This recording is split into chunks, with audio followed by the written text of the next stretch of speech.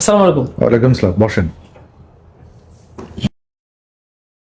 বলেন আপনার কি সমস্যা?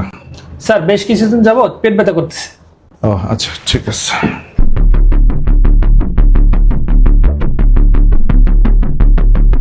এত দেরি করে কেউ ডাক্তারের কাছে আসে?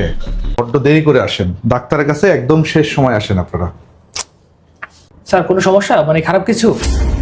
এখনো নিশ্চিতভাবে কিছু বলতে পারতেছি না, কিছু টেস্ট লিখে দিচ্ছি, এগুলো করিয়ে আনুন, তারপরে বলতে পারবো যে কি হয়েছে। হ্যাঁ ঠিক আছে। কিন্তু আপনারা বড্ড দেরি করে ফেলছেন, এটা হলো সবচেয়ে বড় কথা। এই টেস্টগুলো করান, 2 দিনের মধ্যে আমাকে দেখান, ঠিক আছে? তারপর আচ্ছা। বলতে পারবো যে কি হয়েছে। ওকে?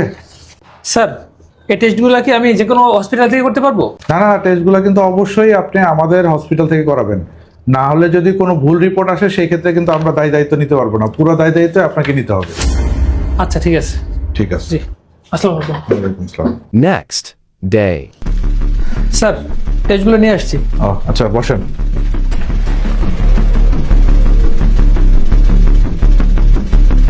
আচ্ছা, আপনার টেস্টগুলো দেখলাম, তেমন কোনো সমস্যা নেই। তাই নাকি? আমি কিছু ওষুধ লিখে দিচ্ছি, এই ওষুধগুলো খাইলেই আপনি ঠিক হয়ে যাবেন। স্যার এই ওষুধগুলোর দাম কেমন হবে? ওষুধের দামটা একটু বেশি, কারণ আপনার পেটে একটু সমস্যা আছে, তো সেই সমস্যার কারণে একটু দামি ওষুধ দিতে হবে, নাহলে কম কাজ করবে। ঠিক আছে? এই ধরেন পাতা 1000 টাকা হবে। ডাক্তার সাহেব একটা কথা বলবো? জি বলেন। আপনি আমার এই ছোটখাটো রোগের জন্য এতগুলো টেস্ট কেন দিলেন? আপনি আমার পেট ব্যথা, কিন্তু আমাকে দিলেন আপনি সিটি স্ক্যান। আপনি দিলেন আমাকে ভিটামিন ডি এর পরীক্ষা, যেটার দাম প্রায় 5000 টাকা। এর মধ্যে অনেকগুলোই আছে অপ্রয়োজনীয়। শুধু টেস্টের বিল দিতে গিয়ে আমার মানুষের থেকে টাকা ধার নিতে হলো। এর মানে কি?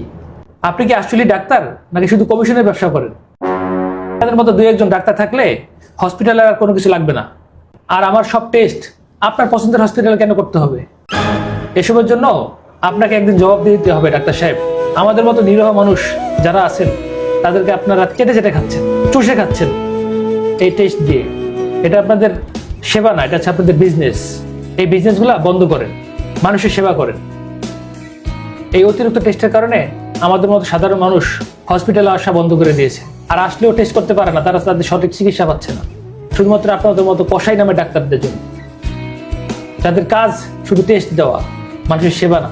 আপনারা শুধু অসুস্থ রুগী না, আপনারা মৃত মানুষকে নিয়ে ব্যবসা করেন, কসাই আপনারা।